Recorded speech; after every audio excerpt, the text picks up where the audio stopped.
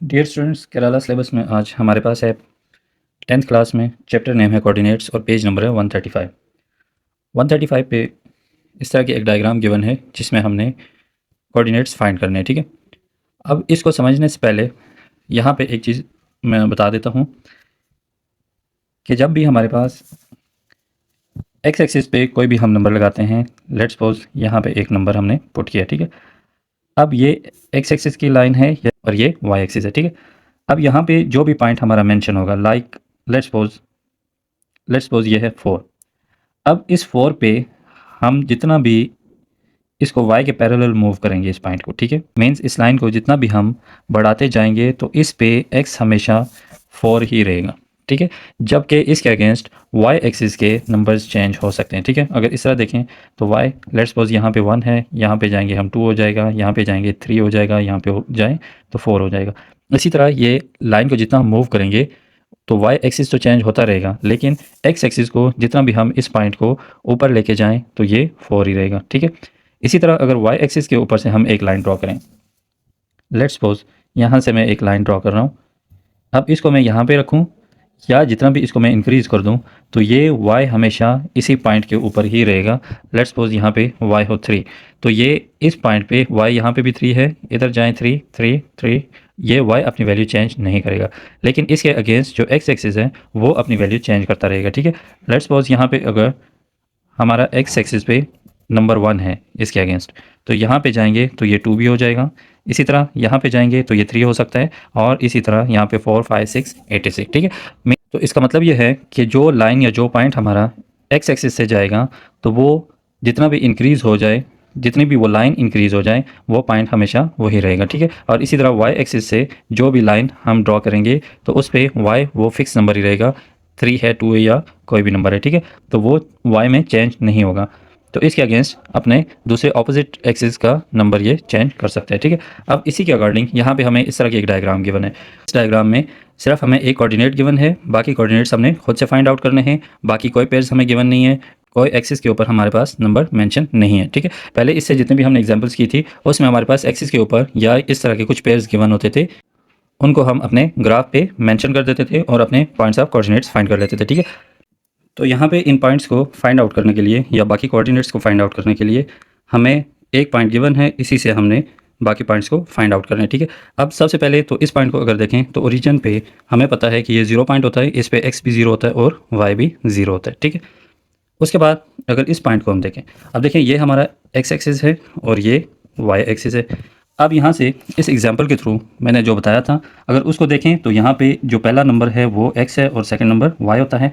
इसके अगेंस्ट अगर यहाँ पे हम देखें तो कौन सा नंबर आएगा हमारे पास, इसको अगर मूव करके हम x एक्सिस के ऊपर इसको ज्वाइन करें तो यहाँ पे इस पॉइंट के ऊपर x क्या था, हमारा 4 था। इट मीन्स कि यहाँ पे x क्या है, 4 है।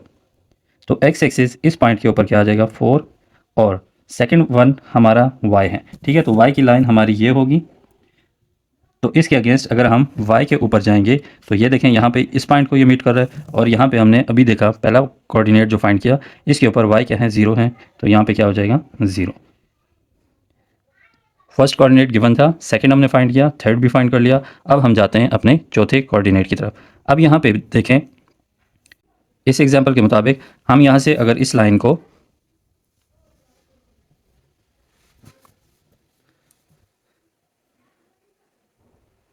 स्केल रख के अगर हम इसको मूव करेंगे टुवर्ड्स y एक्सिस, तो यहाँ पे ये वाला पॉइंट और ये वाला पॉइंट y एक्सिस के ऊपर एक ही होगा। ठीक है, और y इस पे क्या था, 3 था, सो यहाँ पे भी y क्या होगा, 3 होगा। और इसी के अगेंस्ट अगर हम x एक्सिस को चेक करें तो ये हमारी x एक्सिस की लाइन है, तो यहाँ से हमें मूव करके यहाँ पे जब आएंगे तो क्या होगा, यहाँ पे x एक्सिस हमने फाइंड किया हुआ है, ये x का नंबर है जो कि 0 है, तो ये हमारे पास इसका फोर्थ कोऑर्डिनेट भी फाइंड हो चुका है। ठीक, उसके बाद पेज नंबर 135 पे ही एग्जाम्पल नंबर 3 हमें गिवन है। तो अब इसको देखें तो यहाँ पे इस तरह की एक डायग्राम है और इसमें कहा जा रहा है कि in the rectangle shown below sides are parallel to the axis and origin is the midpoint. अब यहाँ पे कहा जा रहा है कि ओरिजिन जो है वो इस पूरे रेक्टेंगल का मिड पॉइंट है और ये साइड्स पैरेलल हैं अपने एक्सिस के। अब ये वाली साइड और ये वाली साइड जो है वो अपने एक्स एक्सिस के पैरेलल है, ये एक्स एक्सिस है। ठीक है, और ये वाई एक्सिस है। अब और यहाँ पे ये वाली साइड और ये वाली साइड जो है वो वाई एक्सिस के पैरेलल है। अब इसमें हमने क्या करना है कि एक पॉइंट या एक कोऑर्डिनेट गिवन है जो कि 3 and 2 है, ठीक है। अब यहाँ पे इसे हमने ये कोऑर्डिनेट भी फाइंड करना है, ये वाला कोऑर्डिनेट फाइंड करना है और इस कोऑर्डिनेट को भी हमने फाइंड करना है, ठीक है। अब यहाँ पे एक चीज़ याद रखिएगा कि रेक्टेंगल की जो दो साइड्स होती हैं, अपोजिट दो साइड्स होती हैं, वो हमेशा आपस में इक्वल होती हैं, ठीक है। ये साइड और ये साइड आपस में इक्वल होती है, ये साइड और ये साइड आपस में इक्वल होगी, ठीक है। अब यहाँ पे देखें, पहला पॉइंट गिवन है 3 and 2, मीन्स कि अगर इस लाइन को या इस पॉइंट से हम एक्स एक्सिस की तरफ मूव करेंगे यहाँ पे, तो एक्स एक्सिस यहाँ पे क्या है, पॉइंट 3 है, ठीक है। और इसी के अगेंस्ट ये पहला नंबर एक्स का था इसलिए। उसके बाद सेकंड नंबर वाई होता है, यहाँ से हम वाई की तरफ मूव करेंगे तो इस पॉइंट के ऊपर वाई जो है वो क्या होगा, 2 हो जाएगा, ठीक है। अब हम अगर इस पॉइंट को फाइंड करना चाहें तो आप देखें यहाँ पे एक्स, ये नंबर, इसको एक्स के अगेंस्ट जब लेके जाएंगे, इसको मूव करेंगे अपने एक्सिस की तरफ, एक्स एक्सिस की तरफ, तो यहाँ पे पॉइंट जो एक्स का आएगा वो कौन सा हो जाएगा, 3। ये साइड और ये साइड आपस में इक्वल होगी, इसलिए यहाँ पे अगर ये पॉइंट 2 है, मीन्स ओरिजिन से 2 नंबर अगर हमारा अपवर्ड है तो ये 2 नंबर्स ही हमारा डाउनवर्ड भी होगा। तो फिर यहाँ पे अगर ये ऊपर की तरफ पॉजिटिव 2 है तो नीचे की तरफ आएगा तो -2 हो जाएगा, ठीक है। अब इसके ऊपर हमें दूसरा पॉइंट जो y का मिला वो कौन सा है, -2। तो अब इस -2 को अगर इसके अगेंस्ट ले आएँ तो हमारे पास y क्या बन जाएगा, -2 हो जाएगा, ठीक है।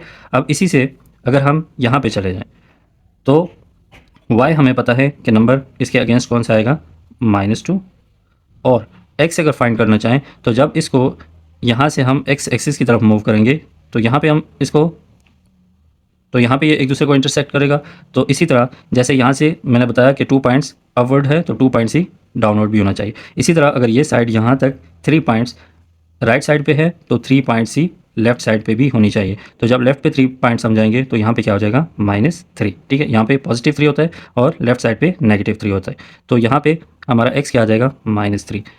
अगर इसी पॉइंट से हम इस पॉइंट पे आ जाएं तो यहाँ पे हमें x एक्सिस मिल चुका है जो कि क्या है, -3। तो x यहाँ पे हो जाएगा -3 और इसके अगेंस्ट जब हम y की तरफ जाएंगे तो y यहाँ पे क्या है, 2 है। तो ये हमें सारे कोऑर्डिनेट्स मिल चुके हैं। उसके बाद पेज नंबर 135 पे ही हमारे पास एग्जाम्पल नंबर है 4, ठीक है।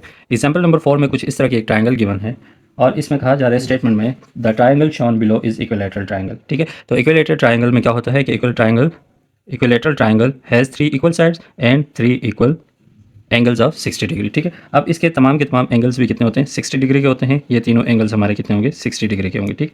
और उसके बाद यहाँ पे इसकी जो बेस है वो गिवन है 4, ठीक है। अब 4 सेंटीमीटर है या जो भी है।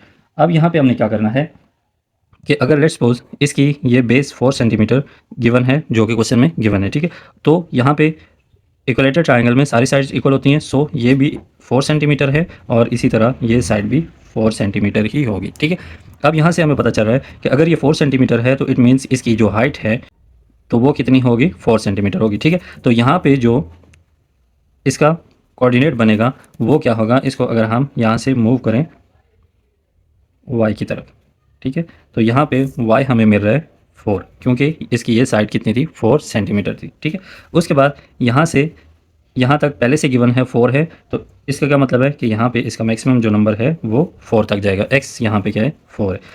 अब हम पॉइंट्स ऑफ कोऑर्डिनेट्स जब फाइंड करना चाहेंगे तो क्या होगा, फर्स्ट कोऑर्डिनेट इसको हम ले लेते हैं, ठीक है। अब इसको जब हम सॉल्व करेंगे तो यहाँ पे ओरिजिन है तो इसमें x भी 0 है और y भी 0 है। उसके बाद हम दूसरे पॉइंट ऑफ कोऑर्डिनेट की तरफ चलते हैं तो ये है, ठीक है। अब इसमें इस पॉइंट से हम अपने x एक्सिस की तरफ जब मूव करेंगे तो हम यहाँ पे आके x एक्सिस के ऊपर इसके साथ मिलेंगे, ठीक है। अब यहाँ पे ये इसका मिड पॉइंट भी आ गया क्योंकि ये इसके वर्टेक्स से लिया गया है, ये लाइन ड्रॉ की गई है, तो ये इस बेस का मिड पॉइंट भी आ जाएगा, ठीक है। तो अब टोटल यहाँ पे बेस कितनी गिवन थी, 4, तो इट मीन्स कि इसकी जो मिड पॉइंट आने से ये आ जाएगा 2। यहाँ पे पॉइंट कौन सा हो जाएगा, 2 हो जाएगा, ठीक है। 4 ये वाला था और जब ये मिड पॉइंट में हो गया तो यहाँ पे कितना हो गया, 2, ठीक है। यानी मीन्स 4 को डिवाइड किया जब हमने इसका मिड लिया तो कितना आ जाएगा, 2 आ जाएगा, ठीक है। अब यहाँ पे x हमारे पास क्या होगा, हमें नंबर मिला x का 2 और y को हमने पहले से फाइंड किया है जो कि क्या है, 4। तो इसका ये पॉइंट ऑफ कोऑर्डिनेट कौन सा बन जाएगा, 2 and 4। उसके बाद हम इस पॉइंट को जब फाइंड करेंगे तो यहाँ पे x हमें पहले से पता है 4 है और x एक्सिस पे y गिवन ना हो, मीन्स कि अगर यहाँ x एक्सिस से पॉइंट 4 से हम मूव करेंगे y की तरफ, इस लाइन की तरफ, तो यहाँ पे y हमें क्या मिल रहा है 0, तो यहाँ पे क्या आ जाएगा y आ जाएगा 0। तो एक पॉइंट ऑफ कोऑर्डिनेट हमारे पास आ गया 0 0, second one is 2 4 and third one is 4 and 0। तो ये था पेज नंबर 135 की 3 एग्जाम्पल जो हमने सॉल्व कर लिए हैं, ठीक है।